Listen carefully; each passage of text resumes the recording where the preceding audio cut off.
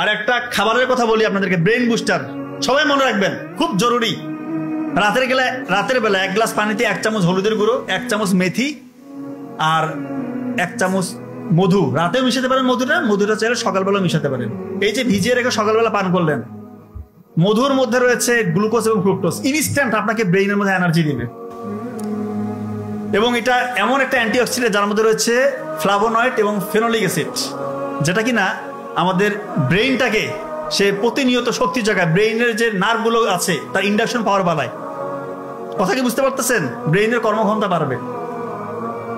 হলুদের গুঁড়ো, এটা একটা অ্যান্টি ইনফ্লামেটরি এজেন্ট, এটা আমাদের ব্রেইনটাকে সুরক্ষা দেয়, নিউরনগুলোকে সাপোর্ট দেয়, নিউরনকে ধ্বংসের হাত থেকে রক্ষা করে। এবং BDNF, brain drive neurotrophic factor, এইটা রয়েছে, এটা এক ধরনের প্রোটিন, এটা রয়েছে হলুদের গুঁড়োর মধ্যে।